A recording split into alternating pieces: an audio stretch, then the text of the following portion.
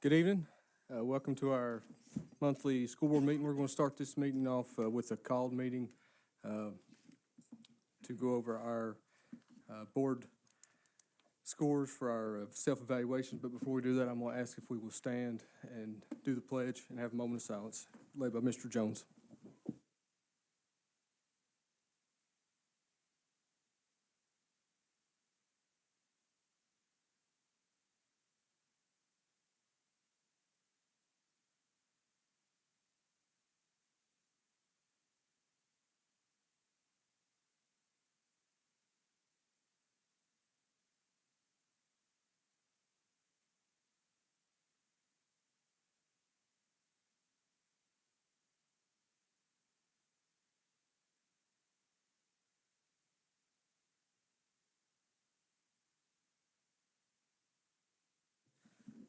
As I said, the purpose of this call meeting is to review our board self-evaluation scores.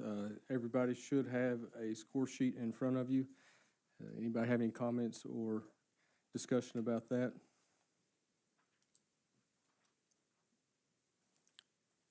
Hearing none, can I get a motion to adjourn? So moved. All right, we're going to move on into our regular monthly meeting. First thing we're going to look at is approval of the agenda. And remember, when you approve the agenda, you're also approving the consent agenda. Have any comments or communications on either of those? Can I get a motion for approval? Motion, Mr. Chairman. Get a second. Second by Mr. Robinson. All in favor? Aye.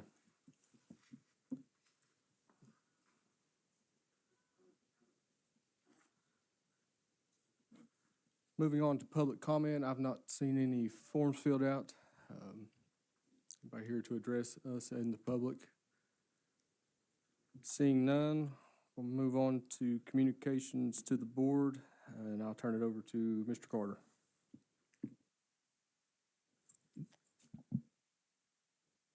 Good evening. There we go. I'd like to welcome everybody in our audience. We have some special recognitions going on tonight. Very excited about those for our students and staff from our schools. Also like to remind everybody that this month, schools, students will be out for the Thanksgiving break from November 22nd, 23rd, and 24th. And central office will also be closed on the 23rd and 24th. So we just got through Halloween and we're moving on to Thanksgiving. This time is really flying by. So I think our next point of matter is to recognize our students or a student from Westridge High School in the JROTC program with a painting of the wings. So I'd like to come up and lead us in that presentation.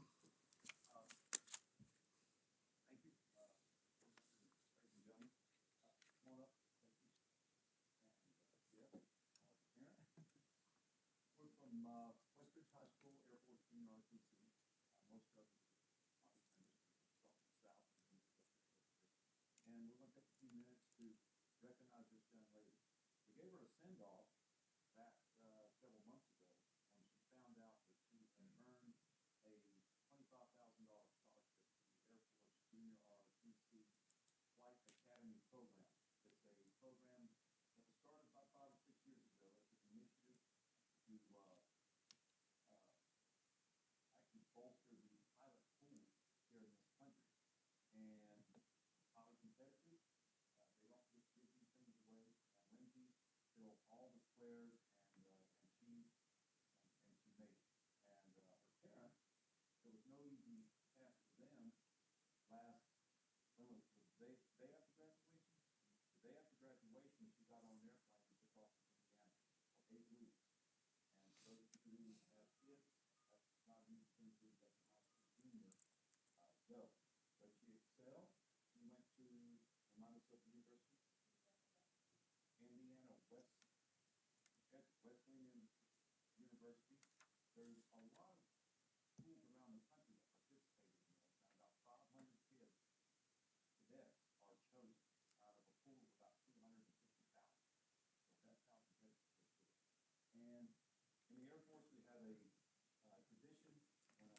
earns their wings when they've gone through the steps and got their private pilot or their pilot's license, and she steps out of there with a private pilot's license. She could go out here next week and rent a plane to Tri-Cities and go to Miami and back and take anything else with her. So this was not a small, easy task. And she put her nose to the grindstone, and she did, and we're extremely proud of her. And that's just one of the things that she's done over the past 3.5 years since she's been with us. And she's also our corps commander over here, and Dr. Rail and Dr. Steve here from West District House support her. So I'm gonna let them do the honors of pinning on the wings.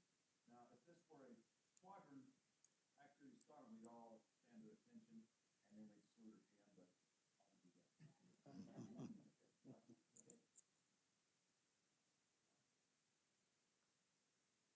let's give them a big hand.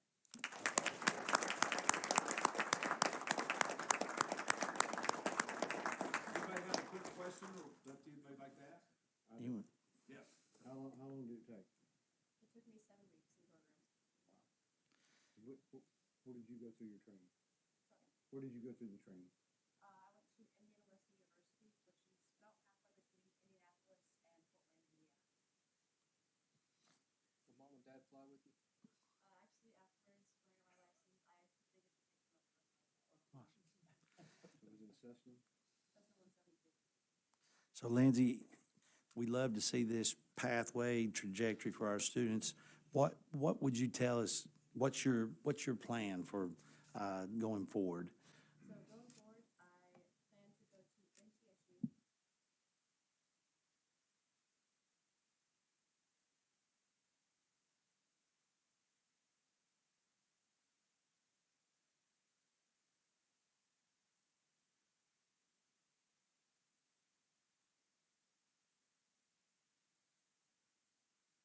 So without being in your program in the ROTC, would have any of this been able to be possible, do you think? Would you have been able to find it all on your own and do all this? No, it's a little expensive, honestly, to get just the private pilot's license and to go forward from that. So getting this major help and a major boost to my Congratulations. Question I didn't want to ask, but the cost. So, So the scholarship was $25,000. So that includes the training itself and then room and board as well as provided to us. A lot of that was towards the pilot's license. It would probably be At least $25,000, maybe $30,000 is fine for the same thing. And the airport's also provided transportation to and from for her, and mom and dad drove up for the graduation. How many hours do you have? a little over 70 hours of play. Lindsay, I'd like to say, one female to another, I'm jealous, I'm envious, but the sisterhood of another female, I wish you all the best, and I hope I'm on one of your planes one day. And I hope you're one of those pilots that gets on the microphone and talks, and I somehow know that it's you.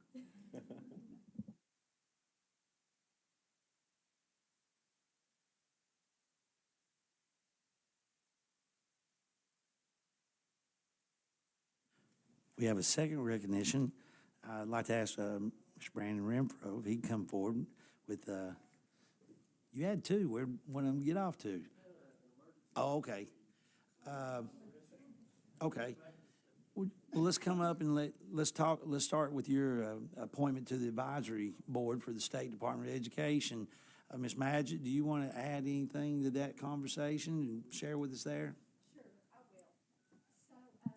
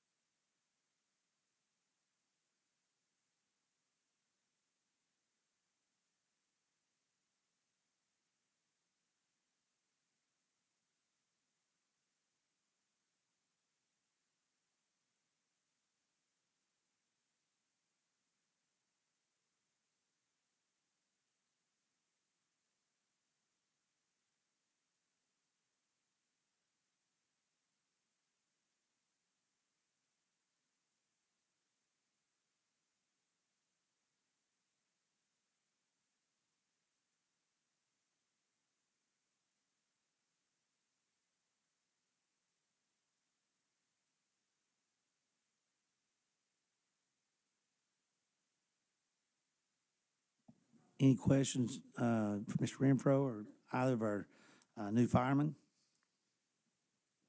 Notice that both the schools are represented here, Exactly. West Ridge and East, and that says a lot about the education that we're providing, and we appreciate the job that you've done, and thanks.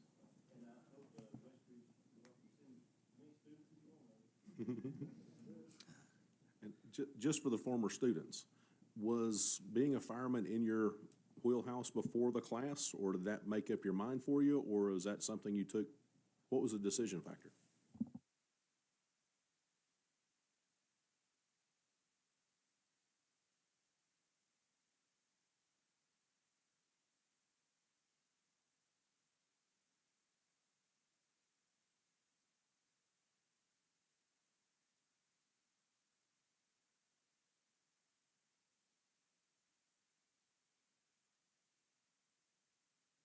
I think it's safe to say that's the goal of our career and technical education programs, is to be that deciding factor to give them those opportunities.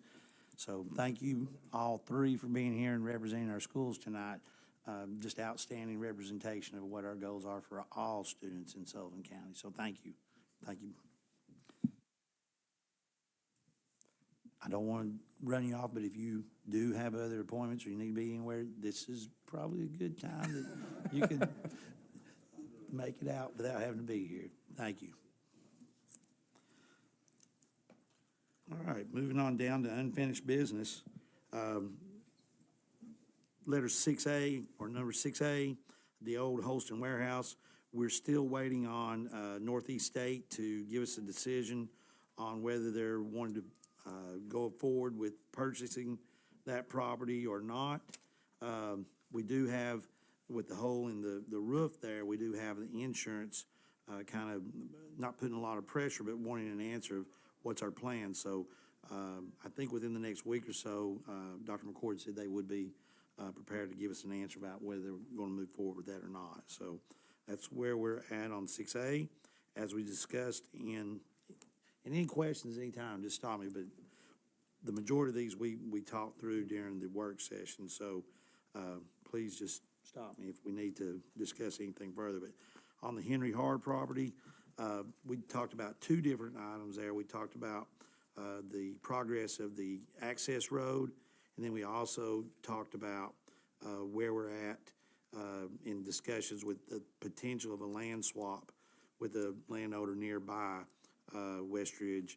And I think what we decided, we're going to go back and ask for an answer from that landowner if he's interested in the land swap. If not, we may move forward with the sale of that Henry Hard Road property. Any If you said it up there, I apologize, I missed it. Is there an updated timeline on the second access road, or where we're at on that?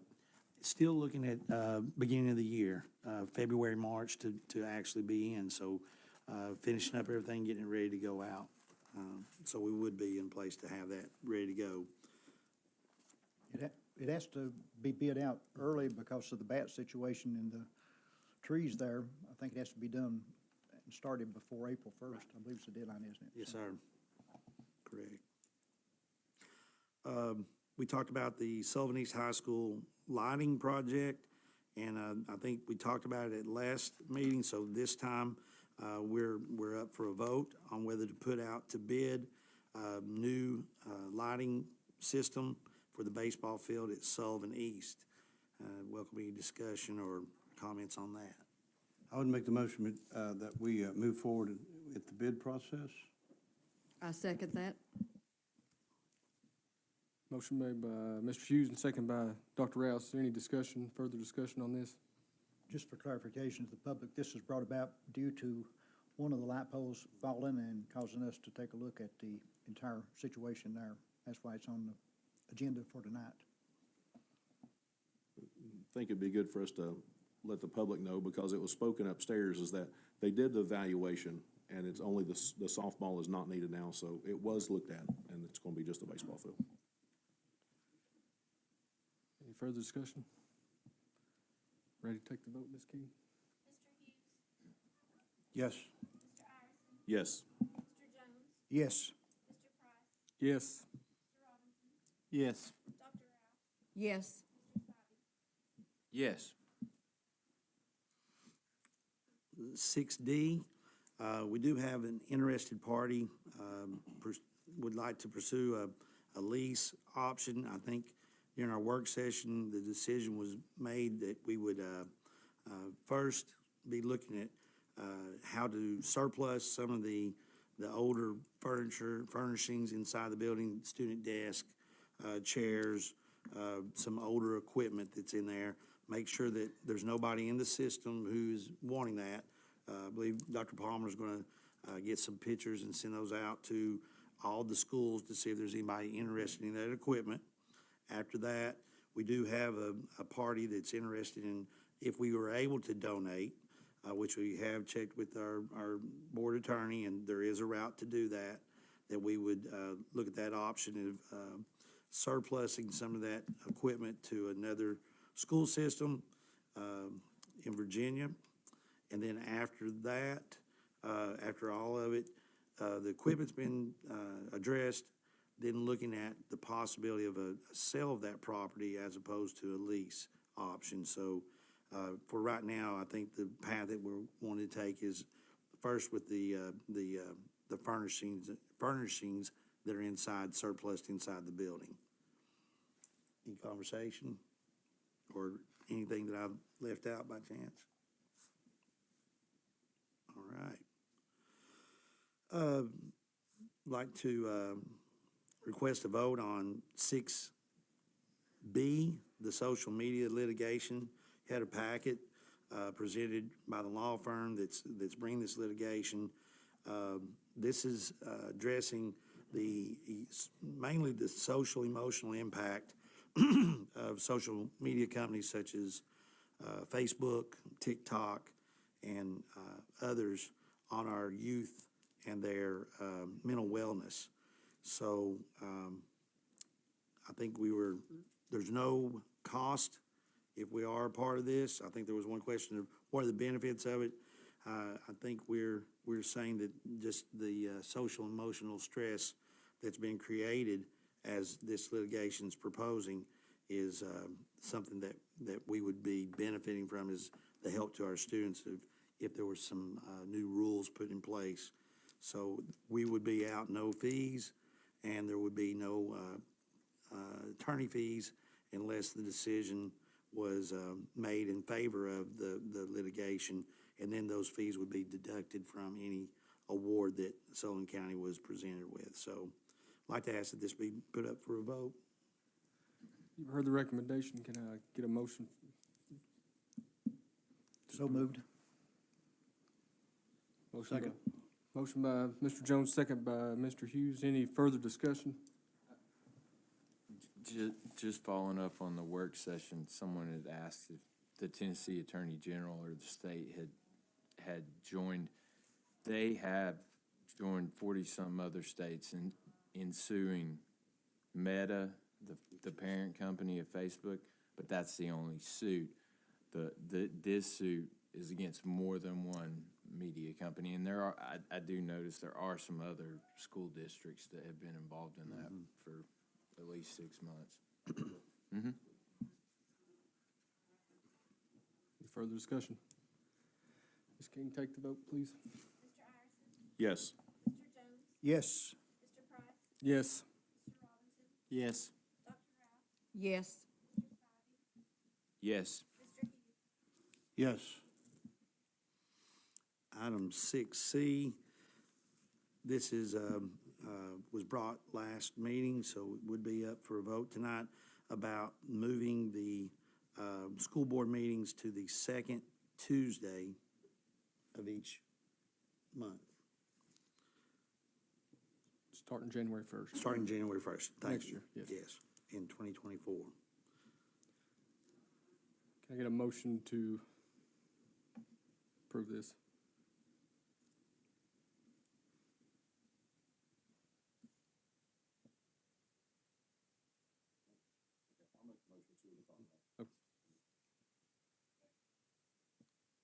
Go ahead. The only thing, I actually want to start this off with a motion to amend, because I guess I'll just, on line number 9, the word shall needs to be amended to should. That's my only amendment.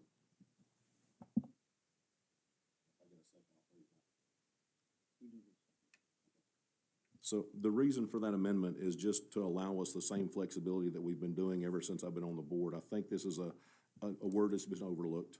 I mean, some days there's holidays and other things that happen, and we have to have the flexibility to move, and this binds our hands where we can't, so just trying to change that should.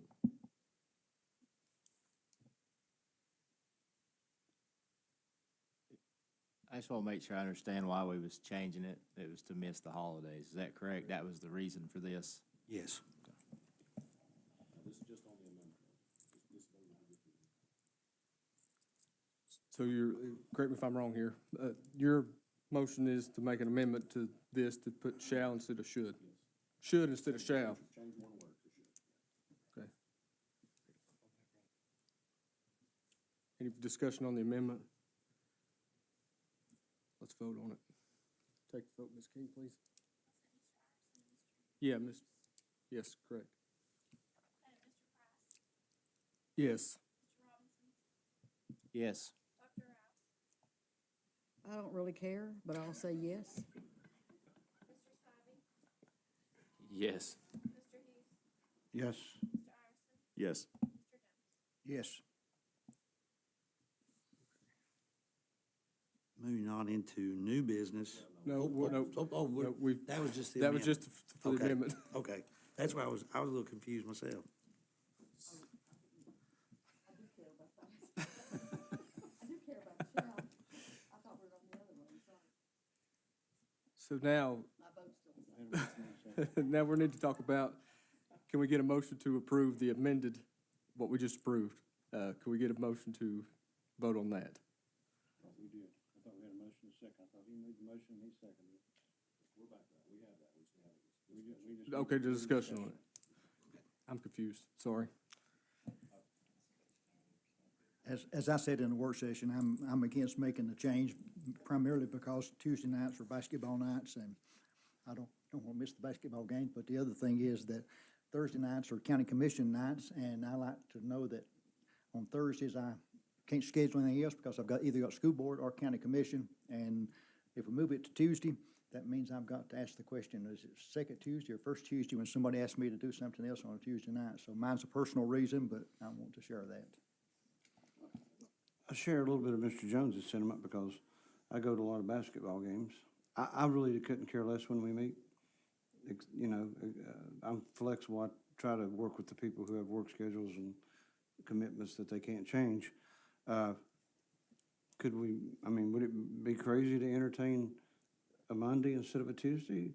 Would that help us get away? Would that help us accomplish what we were wanting to do, or would it hurt you? Y'all's play?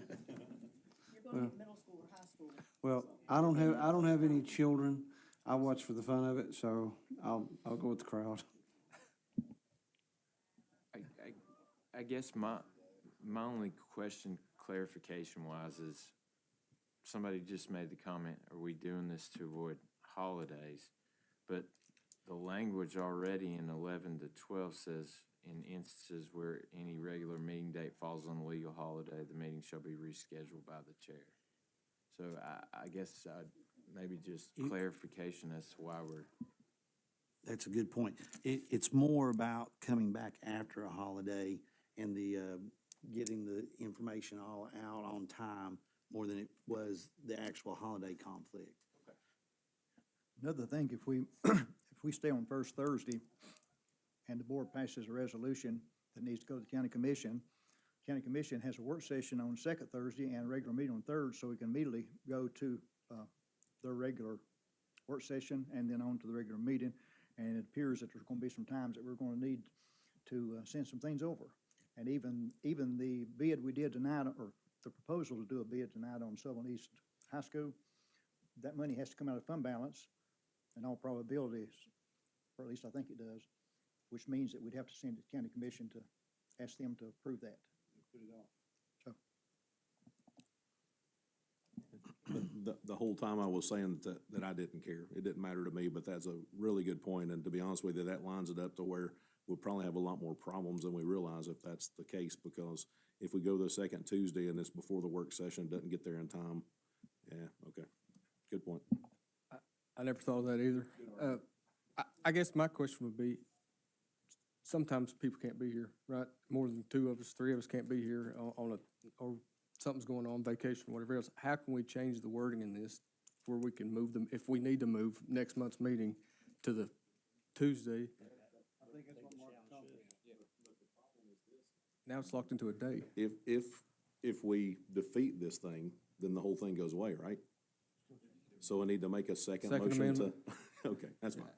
I mean, as far as what it seems like we're trying to accomplish, I think we could make a motion to amend the language in line 9 that says regular meetings of the board are regularly scheduled for the first Thursday of the month at 6:30 PM. However, the board shall give advance notice as required by law if there's a scheduling conflict, period, and leave everything else the same. I would be good with that. Correct. I just mean if we're sitting here, like if we, like you said, if we have 3 people that are out of town or have a conflict due to work schedules or something else, that way everybody knows generally in advance. We're looking at that Thursday, you know, the date we always have going into the meeting, but we know if we have a conflict, and we're gonna announce the date at the preceding meeting if there's a And we've change.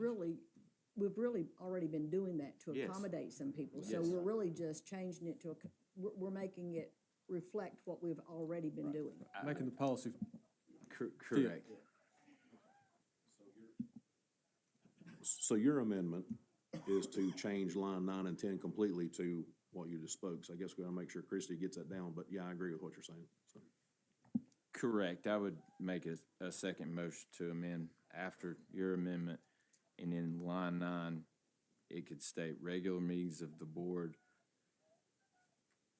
will be scheduled for the first Thursday of the month. And at 6:30 PM in the boardroom of health/education building, period.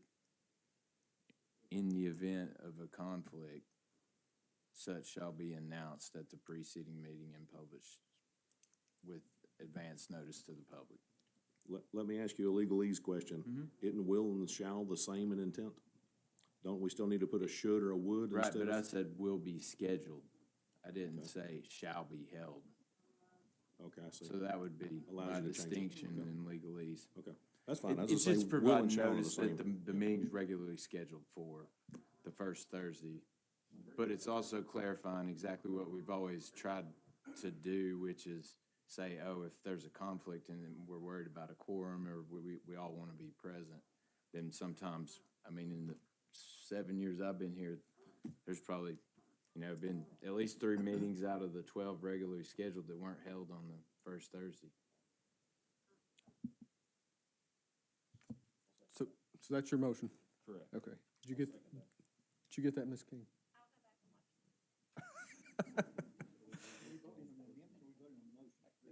I guess the second amendment, we would have to, so I would have to get a second. Mark, motion by Mr. Spivey, second by Mr. Iverson. Any further discussion on this? Are we ready to vote? Okay, let's vote. Mr. Robinson, Yes. Dr. Ralph, Yes. Mr. Spivey, Yes. Mr. Hughes, Yes. Mr. Iverson, Yes. Mr. Jones, Yes. Mr. Price. Yes.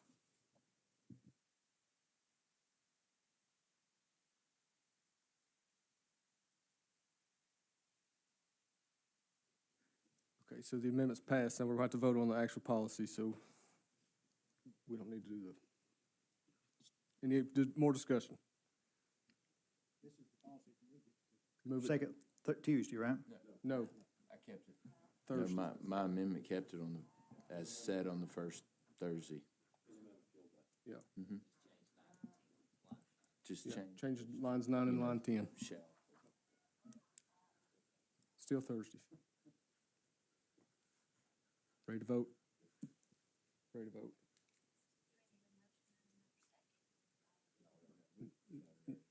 I think we're good. approve the policy. Yes. Yes. Yes. Yes. Yes. Yes. Yes.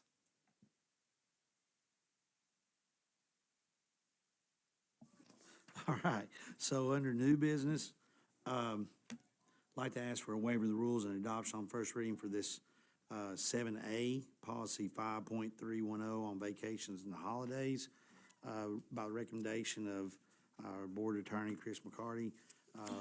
There's some wording in there that states that for purposes of policy 5.310, support staff will not include part-time employees who only work as needed for Sullivan County Schools. Such employees work when called in for coverage or substitution and do not receive set weekly or monthly schedules. You heard the information recommendation by Mr. Carter. Can I get a motion to approve? I make a motion that we waive the rules and adopt the policy on the first reading. Second. Motion by Mr. Hughes, second by Mr. Jones. Any discussion? Ms. King, take the vote, please. Yes. Yes. Yes. Yes. Yes. Yes. Yes. 7B, policy 1.105, school board legislative involvement. I also like to request a waiver of the rules and adoption on first reading for this as well. This is just changing some language as suggested by TSBA recommendation. And you can see the wording that's being suggested to change, mainly from TLN representative to a legislative liaison.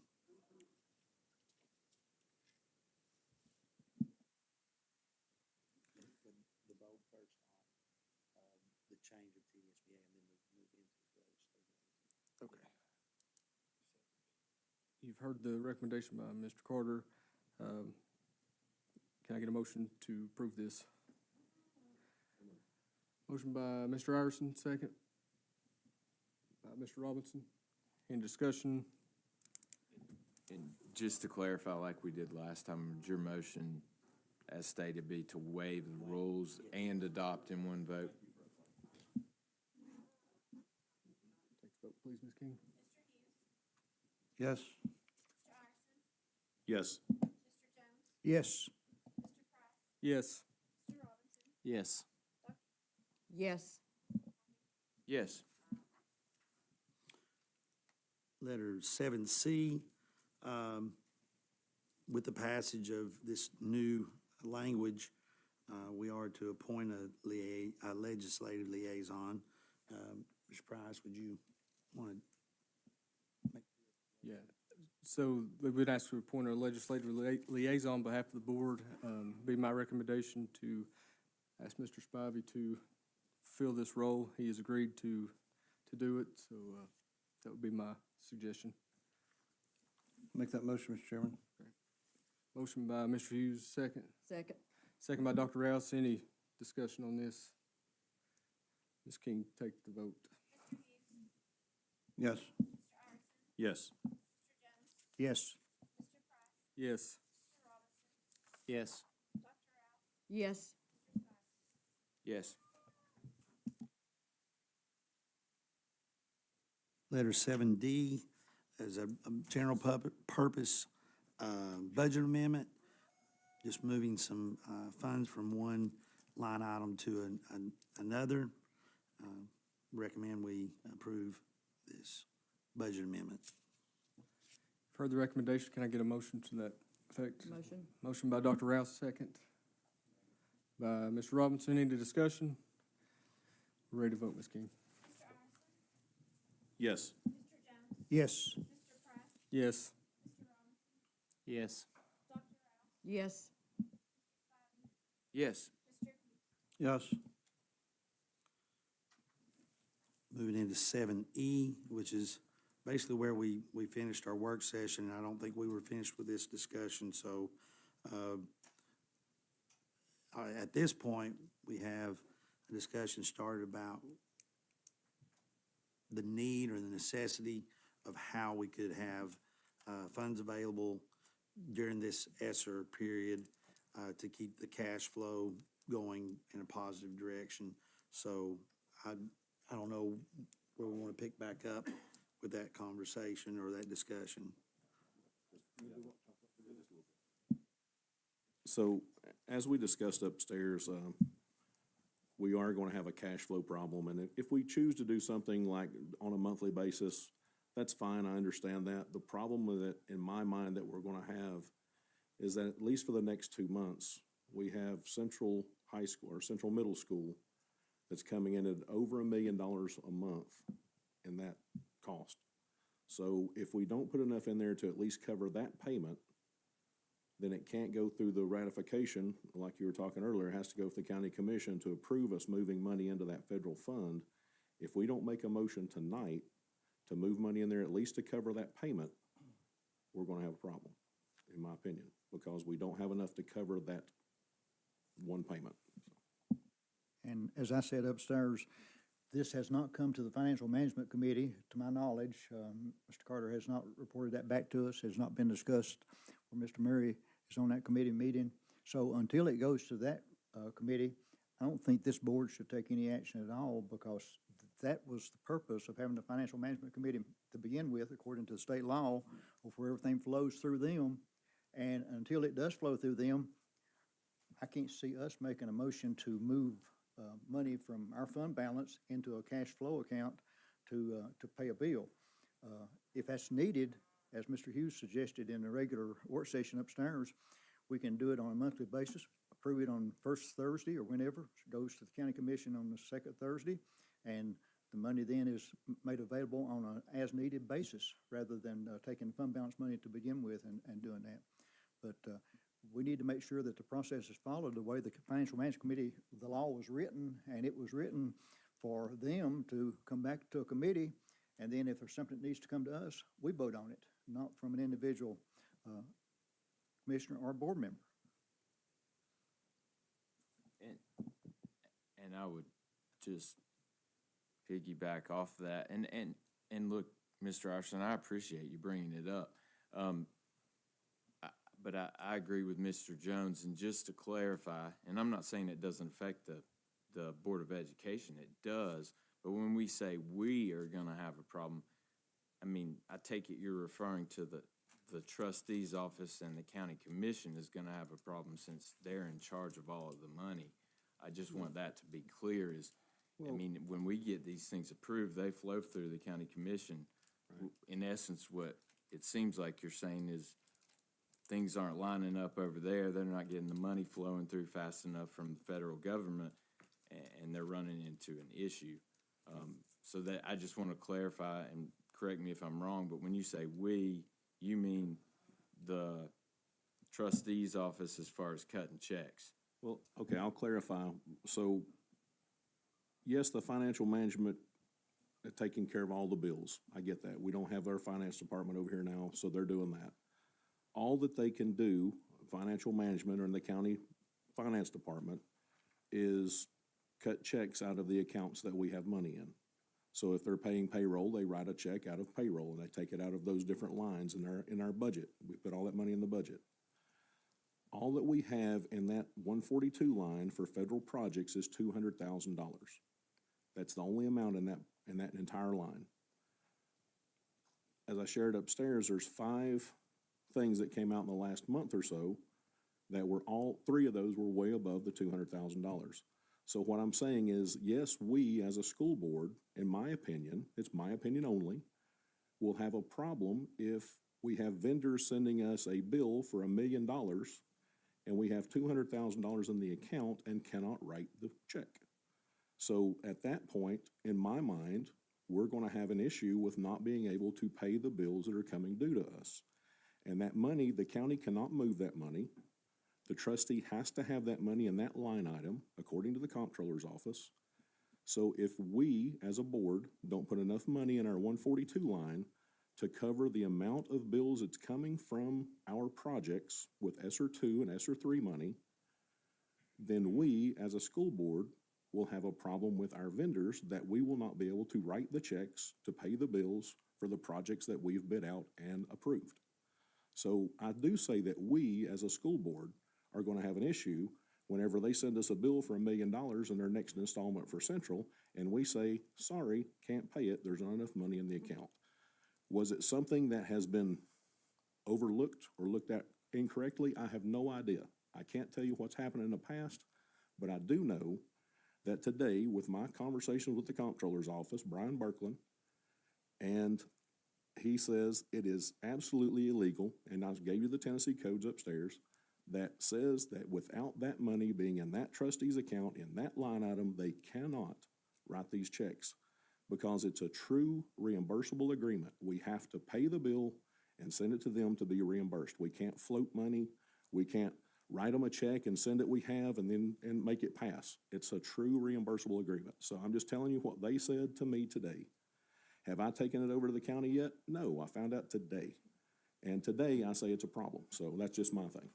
Well, I'm still not sure how anything you said is quite different than what I just stated. The funds are approved, they're coming through ESSER dollars. All the money flows through the trustee's office because of the private act that was passed by the county commission years ago and written specifically for this county, so they manage all the money. So the problem originates there in the flow of the money, and I agree with Mr. Jones, the appropriate way for us to find out about this is not by a single individual when nobody in the public has heard this before. And when you say Mr. Berkland told you, what we received upstairs was 2 emails with code section sites that were in response to either a discussion or another email, but there's no context to them. So I can't tell you, I mean, I understand what you're stating. I'm not challenging you. I'm just saying, I don't think the appropriate mechanism, as Mr. Jones stated, is for us to take action when the fiscal management and the financial management committee is who is supposed to handle this. And as stated by our office and Ms. Deloach, how many checks does the county school system cut? We cut 0 because that is completely under the sole control of the financial management committee and the county commission. I would kind of summarize, talking about federal money, ESSER money, reimbursed money. If what you said was true, and I'm not saying it's not, if there's $1 million, then for this month, we could have a special board meeting, and he could recommend it. Ingrid could recommend it. We'll vote and we'll transfer it. What I wouldn't want to do, and what I wouldn't support, is putting money in what it would legally and technically be considered a restricted account that would be kind of locked down till next December. And I would agree with what everyone said as far as the procedure. It should have went to Mr. Carter, to Ingrid, and then to us. Now, I'm not criticizing what you did because it's valuable information. But this reminds me of the time that they tried to have a resolution to spend $500 that we debated. And it's just, it's a procedural thing, and I would not put, and I think what we're looking at is at $2 or $3 million, which amounts to more than 2 and about 3% of our budget in a restricted account. We've had restricted accounts before. What were some of those? I can name them. The sewer line account, the Sullivan East Middle School project account, property account. When you put that money in an account, it's there. And I do not want vendors waiting. The way we're talking here, a vendor might have to wait 7 or 8 more days. And Ingrid, since you're here, I would ask you, we produce an invoice before we ever, when we see what we're going to buy and purchase, we produce an invoice up front, right? I mean, and they get the invoice, so they've got some lead time, right? So it's not like there's a lag period. We produce an invoice before we actually make the purchase, so they have some time there. I would go back to the monthly thing, and if we get in a bind this month, I'll be willing to drive back over and have another meeting and approve that money and make a switch. I guess I'd just like to ask, I mean, and since Ingrid knows more about this than me by far, but if, with what Brian Birkeland told me today and says it is a true reimbursable agreement, the money has to be spent before we can actually get a reimbursement. How is that? I mean, it's obviously it can't be an unusual or a unique circumstance, but how does that truly work? Because, oh, never mind, go ahead.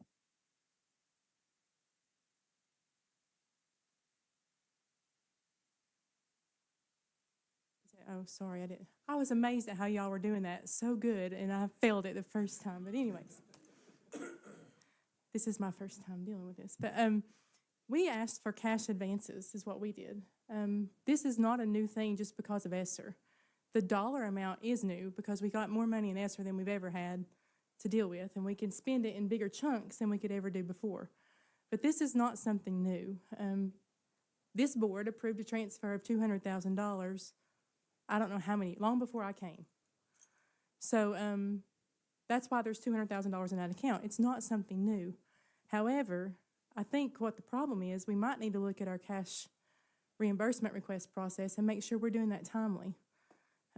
What I would have done if it was me when we were doing it, if we knew that we were getting $500,000 worth of Chromebooks, obviously, we don't have $500,000 sitting there yet. But we would have a PO that was approved. We would have an invoice that came in from the vendor, and we knew we had to write a check. So with the next reimbursement request, and we would have to do those very frequently, with the next reimbursement request, we would request that $500,000 for the invoice that we already had for our Chromebooks. That way, we didn't write the check until that money came in. It usually takes 7 to 10 days. I will tell you, with the ESSER for everybody, it's pushing closer to the 10-day mark to get a reimbursement request. There are some grants you can get it in 3 to 5 days, but on maximum 7 to 10. We ask for that cash up front because we have payrolls coming out every single month. And $2 million, $3 million, that won't cover your payrolls and your expenditures that are coming out for ESSER. If you don't do those cash advances, you're going to have this every single time, whether you have ESSER or not. Now, there may be regulations that I'm not aware of with ESSER because I've not been involved with this with ESSER.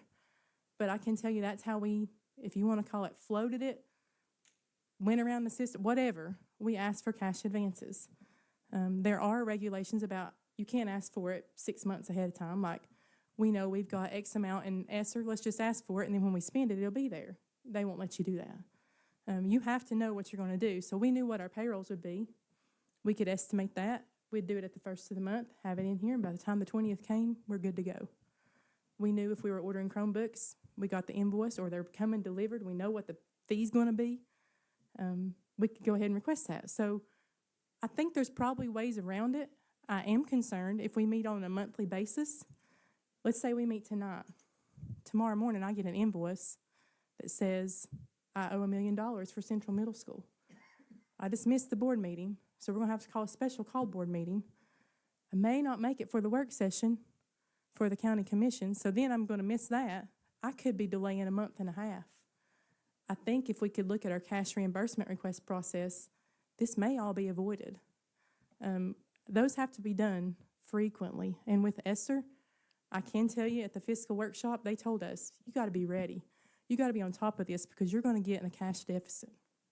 And they were right. Obviously, they're right. If this is true, they hit the nail on the head. But if we've not got our procedure where it needs to be, and I don't say we, because I'm not in this.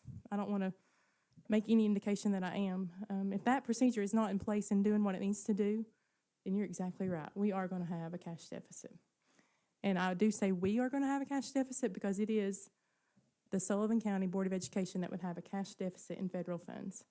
So while we have no control, it's going to look bad on us.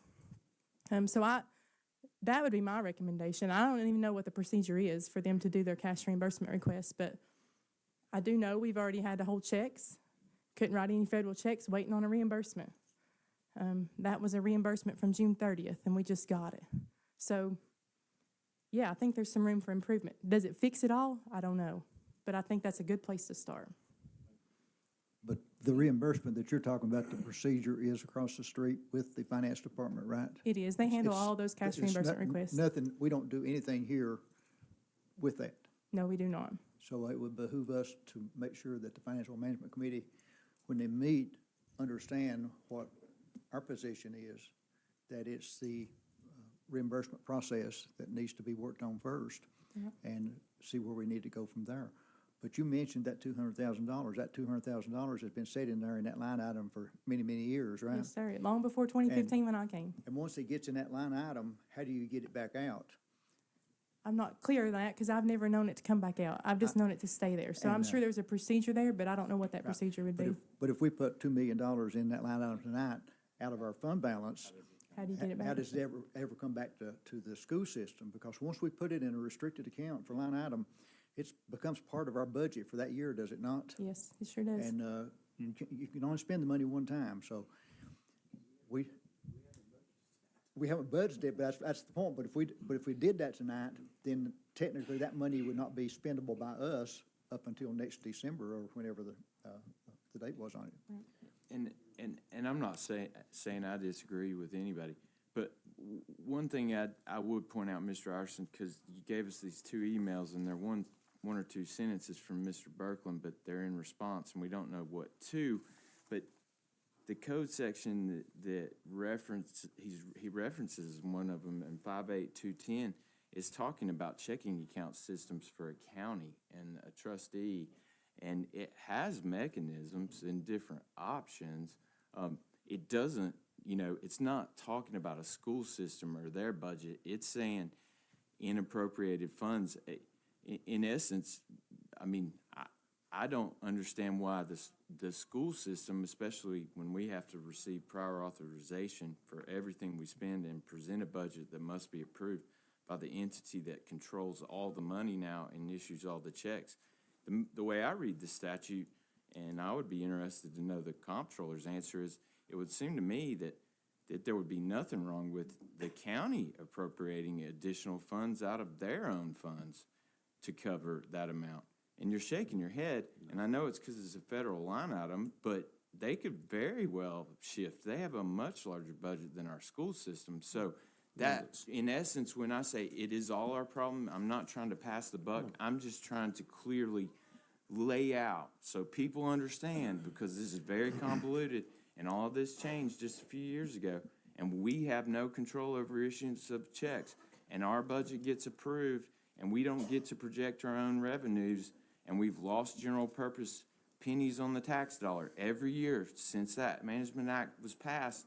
And then it's a little frustrating to hear for the first time at 6:15 about an email that came at 4:15 that cites a code section. And I'm glad you raised the issue, but the appropriate way to do it would be through the act and through the system that was set up. And I would also point out, as I believe was brought up in the work session, I mean, there are year-end kind of deadlines that we had to have projections that were supposed to be done at the end of September, and it's November 2nd, and those haven't been completed or provided to our system. Fund balance. Agree.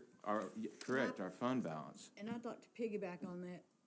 Did I understand upstairs that you said that that last year's budget was finalized? This is the federal projects part. It was the part that had the ESSER. So I don't think they've completely finished the fiscal year 23. I don't think it's been completely closed out. Doug said he wasn't aware of it. It's not been closed out, has it? So, no. So the federal projects portion had to be closed out for fiscal year 23, or they could not request ESSER funds of 2024. So that process of the ESSER was totally different. You had to close out what you did last year before you get to this year's. So when was last year supposed to be closed out? September? End of September. June the 30th was when you closed the books, but September the 30th is the deadline, is that Was the right? deadline? October the 1st, we had to have our final expenditure reports into the state. That does not mean you closed out your books, but you should have closed them out long before that. Doug and I worked very closely to get that done and to try to meet that deadline. but it was October the 1st. That they extended it just a little bit. It used to be August the 1st. You had to file your final expenditure reports, but they did give us some grace this time and allowed it to be October the 1st, and we squeaked in By an by hour. the skin of our teeth. So isn't there a report that will be due to the state pretty soon, and you need a final, but you need it closed for you to know what to do? There's a final expenditure report that is due on the 20-something, I can't tell you the exact date, of November. And until that is finally closed out for all funds, you can't do that final expenditure report because there's going to be tweaks to each account in that process. So that is due, and we just got that email this week, so, and Doug and I just talked about it, but it's due I'm thinking the 23rd off the top of my head, but I'm not positive with that. So we're assuming that it will be closed, and then you'll be able to do your report by then? I sure I hope. don't know if I need to I look hope at it's a you or little bit Doug or Mr. earlier than Bailey, that, because although it's gonna he's not take a here. while to do that report. That report pulls every expenditure by location, and then they take every student at the location to get a per pupil expenditure amount, and that's for all funds. I would point out, and you can correct me if I'm wrong, following up on something Mr. Spivey said, the county got their money differently than we did, correct?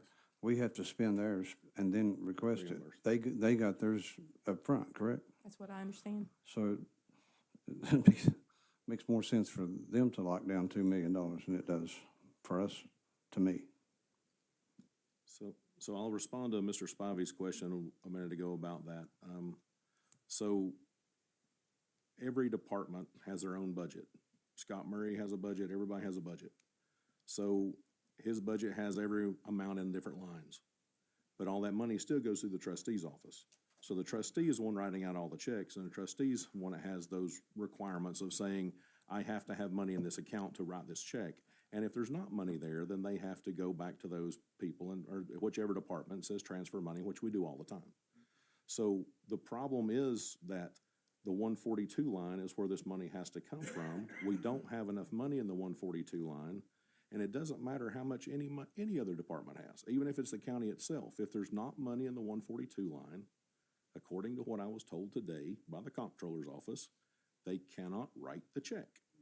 So I'm just saying, it's like, as we're continuing talking about this, it doesn't matter who's writing the checks or anything else. And I agree with Mr. Loach, it will look bad on the Department of Education if we're not able to write the check, or the trustee can't write the check to pay the bills that were due.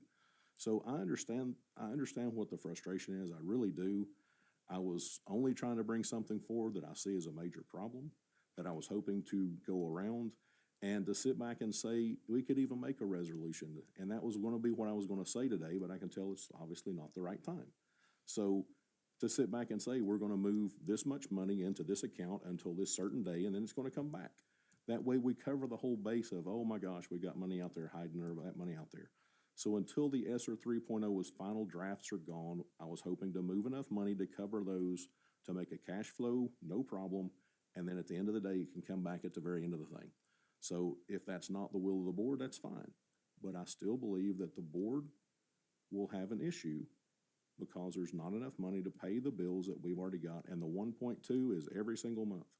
So if it's not enough to cover it, I mean, we're gonna have to the next 2 or 3 months. What you're proposing here is to move general purpose money into federal line item money, is it not? And that to me just sounds like that there needs to be some additional information coming from the state before we would do that, whether it's the comptroller's office or whatever. But again, if we're gonna have a process, which we didn't write, I think we've got to follow the process, and that's the Financial Management Committee. If there's a problem, bring it to Chuck, and then Chuck brings it to the board as a recommendation to resolve the problem. But in the meantime, what Ingrid has suggested about reimbursements is a way of saying, can it be resolved? Sure. And I did send the email to Chuck for him to look at it was from Phil Bredesen's office back when he was governor. And that's the same issue that Mary Ann Dursky is supposedly, I don't want to speak for her. The comptroller's office said that the Department of Education, being Mary Ann Dursky, sends out the same guidance. And that guidance is moving enough money into that balance of the 142 account to cover these things. So, but that's fine. What would have happened if this had been just a few years ago when our fund balance was less than 3%, and the money wasn't available. Where would you have gotten the money then? So we need to know what the rules are. We need to know what the guidelines are before we vote on something. I mean, I can tell the will of the board, so I'm not even gonna make a proposal, so there's no reason to vote on anything, because it's not gonna happen, but, it's definitely not gonna go away, I don't think, so we'll take a look.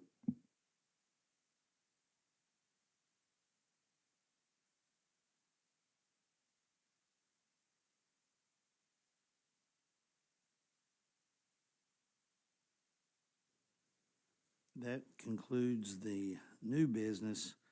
I do know that at some point before we adjourn,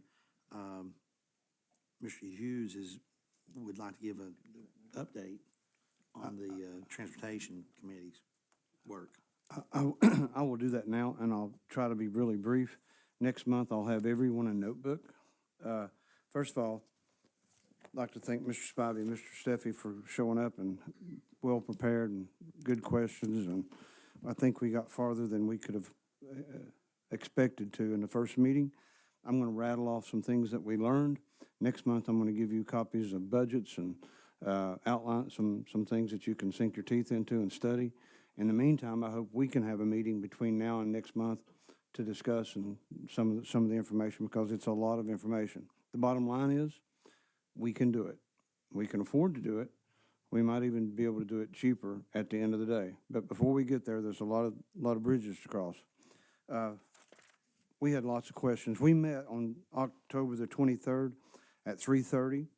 I would be remiss if I didn't thank Dr. Jared Adams, the System's Chief Operations Officer, Tony Roberts, the Transportation Supervisor, and Angela Adams, the Compliance Officer for bus operations.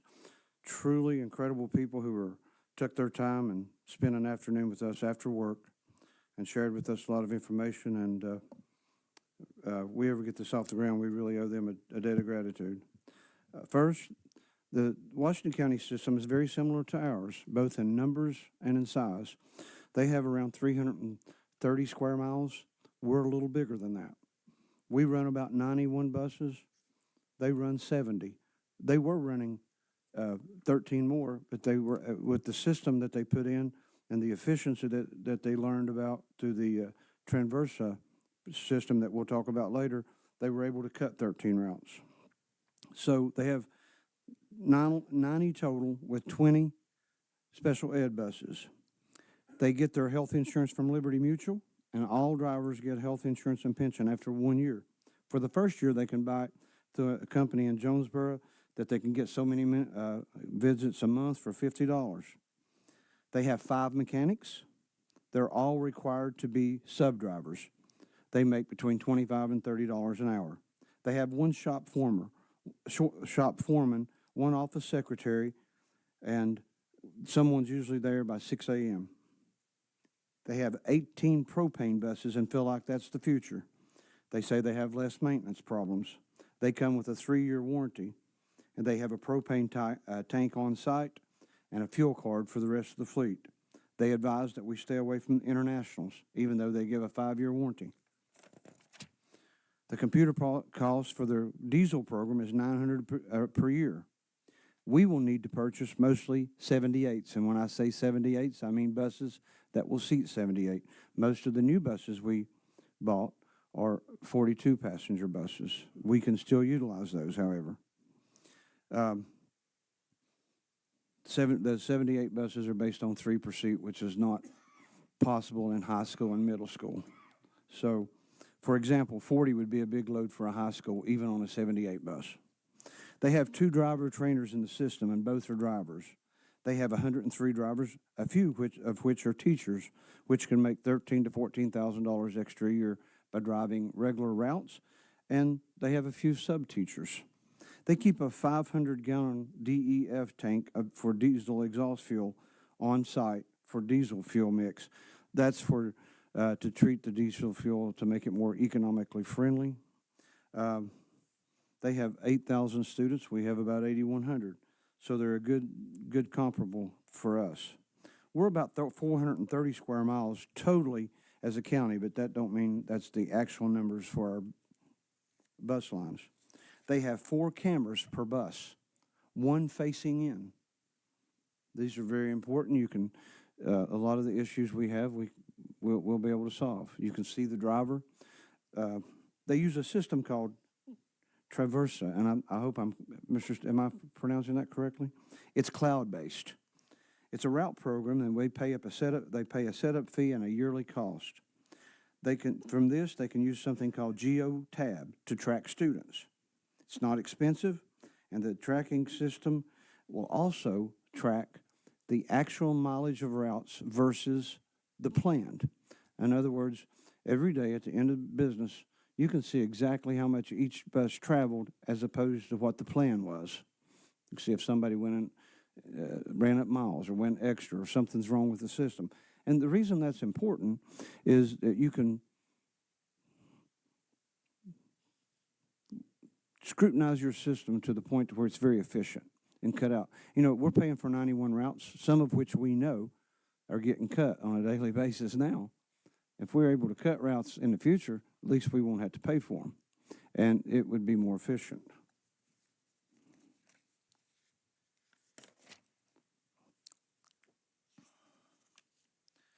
Jeremy, we had every school has a radio command center. Ours would be set up by the EMA, a man named Jim Bauer, I was told. Every year they replace buses on a cycle. In other words, if you bought 91 new buses, they'd all get old at the same time, and you want to stagger your purchases or to maybe buy some used ones to mix in the beginning. So, you know, one of the obstacles we're going to have to cross, one of the things we're going to have to come up with is a place to house our system, a garage. That's going to be maybe our first obstacle. I think the law requires so many bays depending on the size of your system. For us, we're going to need at least 6 bays and 1 pit.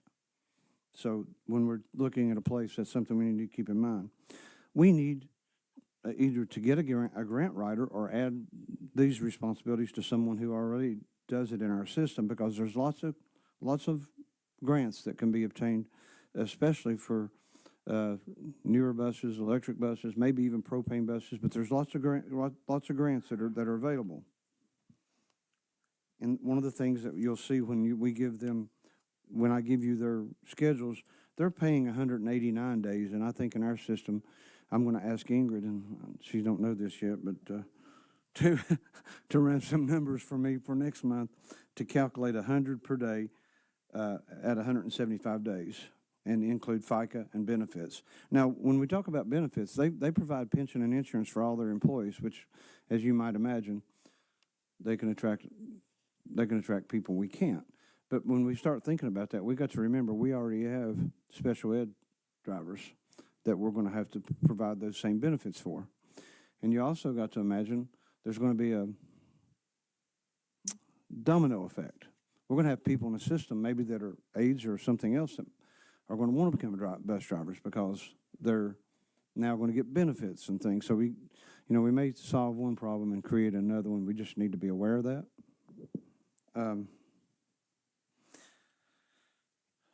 Ingrid, I'll send you an email with more detail, but the software package that I'm talking about is something we can do now, and it's something we need to do. It would help us actually in this process to know what we need and how many miles we're running. And when we get to look at the final cost of this, the way I've looked at it, I think Mr. Spivey and Mr. Steffi would agree. I think we can do this maybe even cheaper than what we're doing it now. Certainly not any more expensive, but more importantly than the cost, and we can provide accountability to our parents.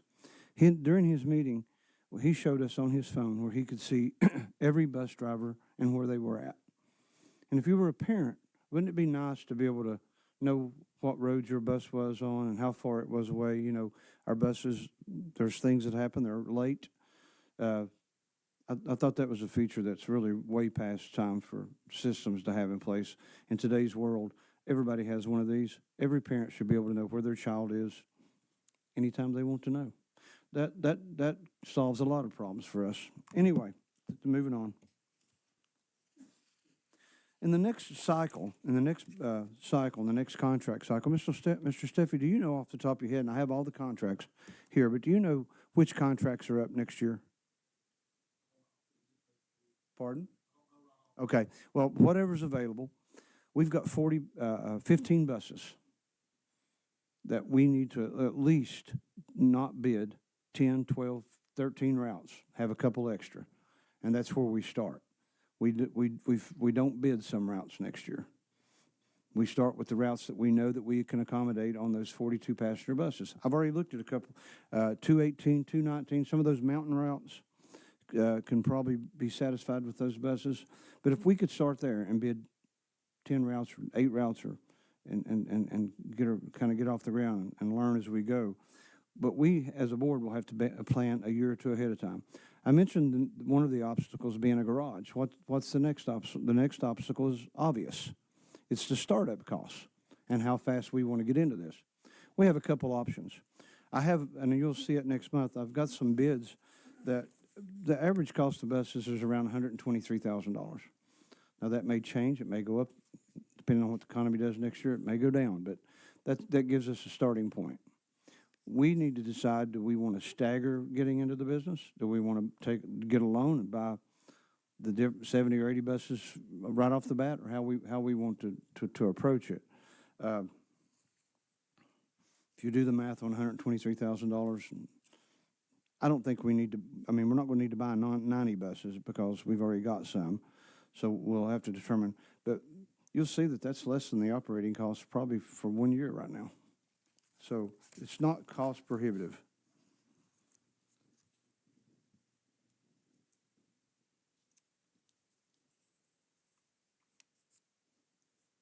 The other thing you got to think about, what's the future going to look like for the system? I went back and looked at some of the meetings from 2012, 13, 14, and looked at some of our numbers. Now, things can change because a lot of people are moving into this area. But right now, it appears that we're becoming smaller. You got to think of things like, what if Kingsport makes an elementary school at North? Our needs could change, and they could become less. So we don't want to overstate and overpurchase in the beginning. I've looked at things like, somebody pointed out, if we buy used buses, there's some things we need to take into account. Obviously, we need to have them carefully inspected, but if you're buying buses from up north, first thing you want to do is make sure the rust content.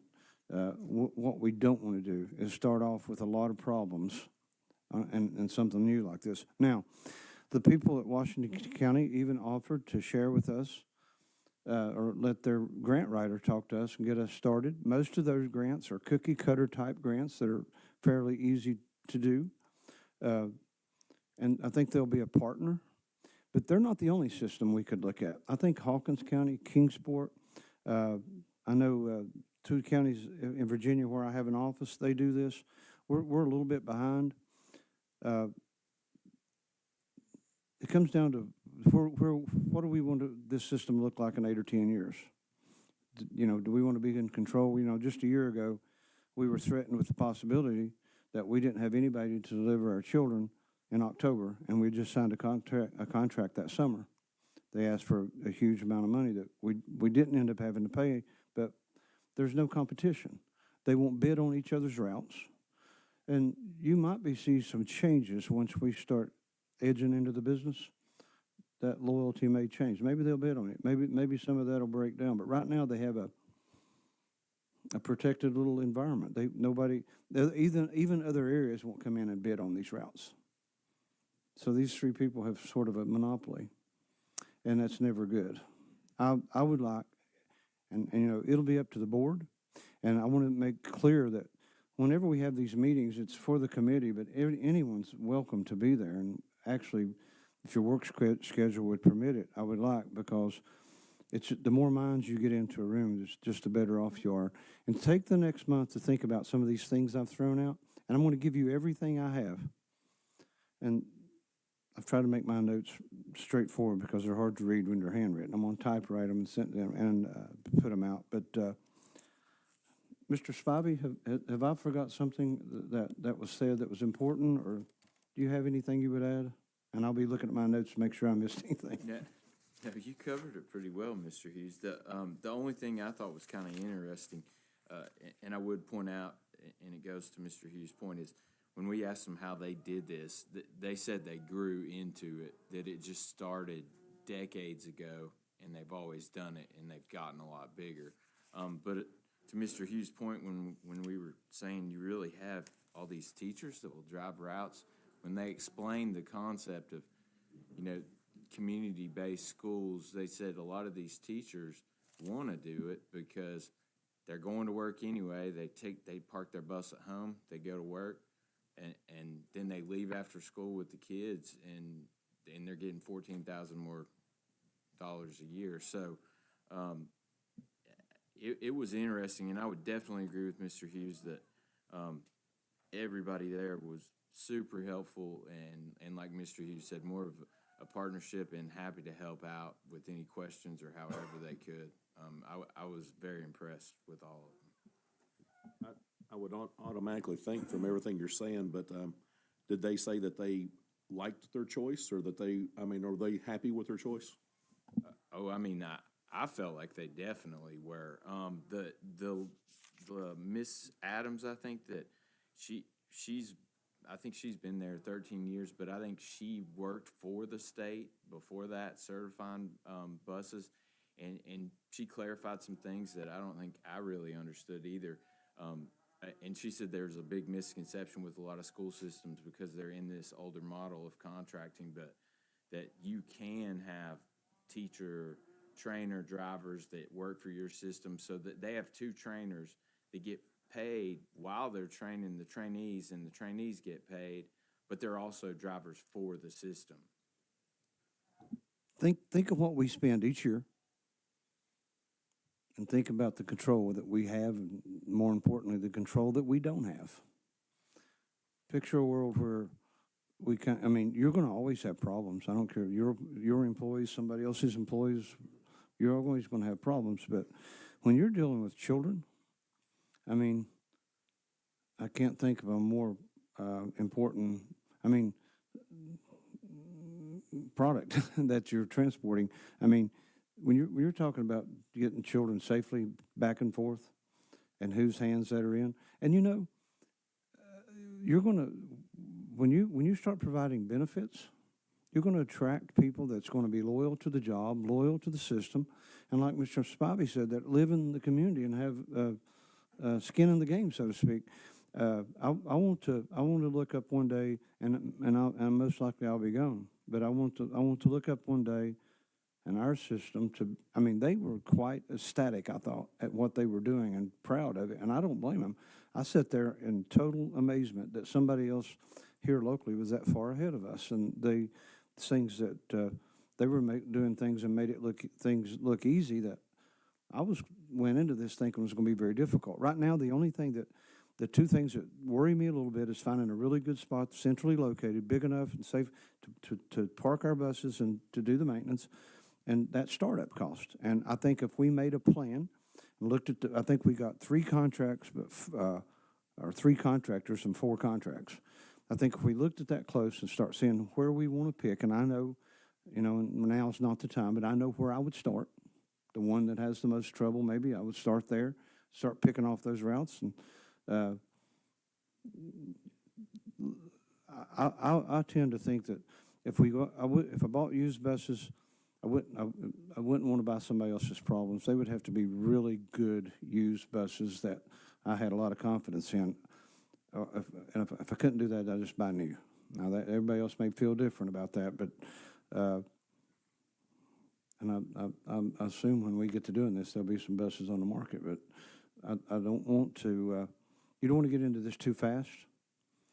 But budget cycles come around very quickly. What is the lifespan of a bus now? Well, it depends. In our area, if you're running in downtown area, and it's probably a longer. What's the state law on mileage? First of all, how many miles and what's the age? I read. Like how many years? Okay, 20 years. And is there a mileage related to that?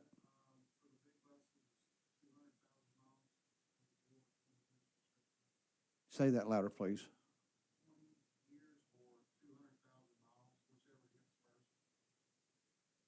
Or a big bus, Okay. 20 years or 200.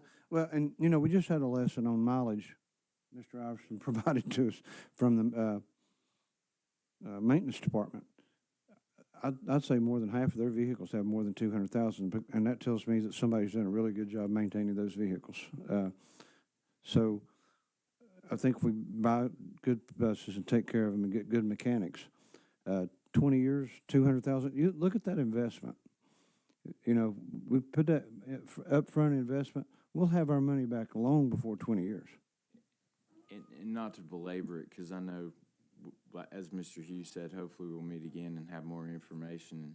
As we know, Mr. Hughes is great about getting that together, and I thank him because he's put a lot into this. But one of the reasons I was so interested in this was not necessarily adverse to any contractor or anything else.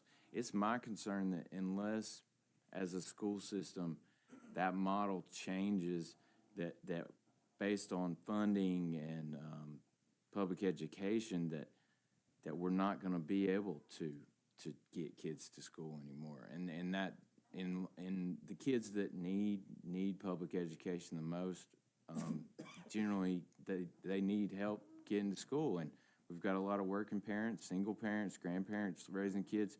The last thing I would want to happen is we're in a situation where we don't feel like we can get our kids to school, and that's why I'm so interested in some concept, because as Mr. Hughes said, under what we're dealing with, and when you have these contracts, we have such a lack of control. I mean, you feel helpless in providing a lot of these answers, and I think Mr. Hughes is right. One of the first potential answers is that tracking system, and Mr. Hughes has been talking about that for years. I mean, but seeing it in real time, as Mr. Steffi's having his phones, he's got 2 phones that are going off, right?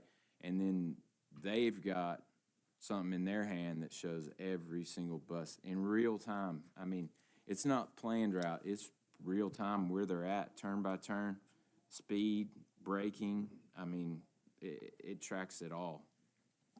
So software that we currently have is not real time, it's just a That's my, I don't even know that it's set up to be able to track.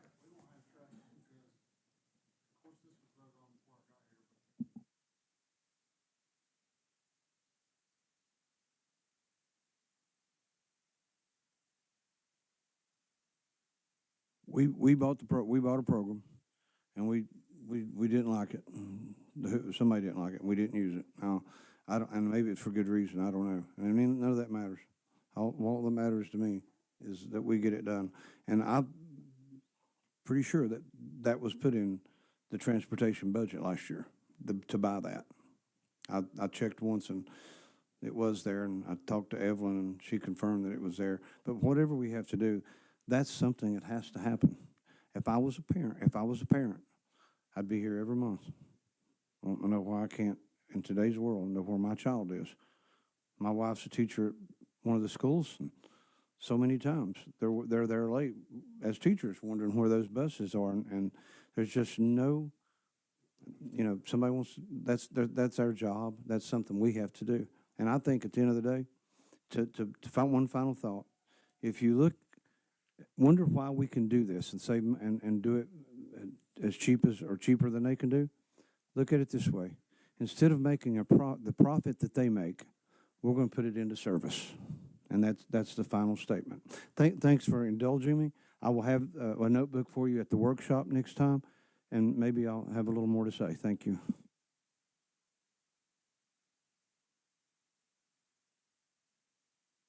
Next, I want to talk to the partners and something that's convenient. I have a little more flexibility than some. I think Mr. Spivey's schedule may be a little more difficult. I want to see what works for you guys. I'm a little more flexible, but we hope to do something and to have to report back again next month. And look at, I've got copies of their budgets, their bids, everything you can ask for. And I have studied it, and I think Matthew probably has too. We just need to take a closer look and, maybe do this again in the workshop. And, I'm sorry it took so long, but that's the quick version.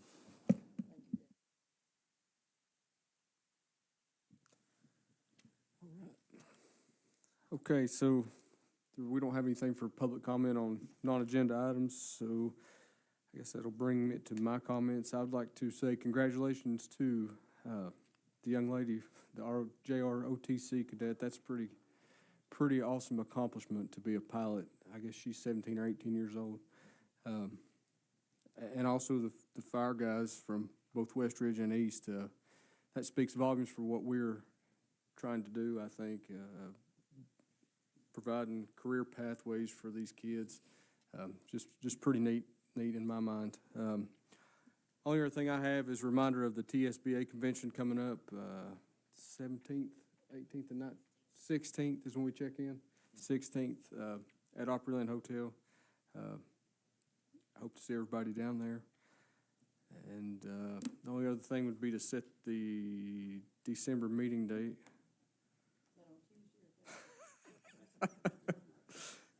You had to go there. You had to go there. It's the first Thursday of December. The new policy doesn't go into effect till January. December 7th. Is that right?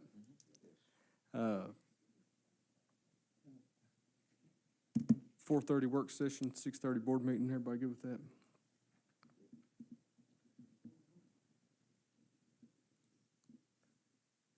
Okay, and I'll just turn it over to, start with Mr. Robinson on the right this time for any comments. I'll be short. Congrats to our students and past students on their achievements. That's about all I got. Happy Thanksgiving, and see you in November. I'm good. I'll pass it on. I've said enough tonight. I'll just echo what everybody said about the students. I mean, I can recall when the young lady came and had won that scholarship, and for some reason I thought she was already a senior, so it's amazing. And I really like the questions Mr. Iverson had for all of them, because seeing real-time answers shows you, it's not planned. I mean, it's really cool to hear a kid say, I was thinking about that, or I didn't want to do that. And I know that's why all the people sitting out here are still here late at night, and why they really do their job, because that's the most important thing. You get to see that impact, and that's why I love being up here and what we do. And everybody keep up the good work, and happy Thanksgiving. Mr. Hughes? Dr. Rouse? I'd just like to say how much we appreciate our principals. I failed to say that last month, and last month was Principal Appreciation Month. So my hat's off to every principal. I know that the day starts very early, and many times it goes very, very late. You wake up the next morning and you don't even realize that your head's hit the pillow. So thank you to all the principals, the assistant principals, for all the leadership that they do, because without the principals out there in the field leading our teachers, and then the teachers then leading the students, we wouldn't be where we are today. So thank you to all principals and assistant principals. Mr. Iverson? Just to echo exactly what you're talking about, the students. I think it's amazing whenever we can give these pathways to the students. And I mean, if we expose them to opportunities and it lets them not go to a four-year college and find out after that they don't want to do it. I love the opportunities we're showing, and the fact of, like you said, the one young man says, well, I was thinking this and this, and he loves what he's doing. That does make me feel good about what we're doing up here. And the fact that we have, it's a second or third year when we had the student from ROTC, Air Force ROTC, 5 out of 250,000. That's pretty amazing. I mean, that we get that kind of stuff. But now, I mean, she's going to go on for the Air Force, and her whole path is lined out because of ROTC. So I just really love what we're doing with that, and say happy Thanksgiving. Anything else? Can I get a motion to adjourn? So moved.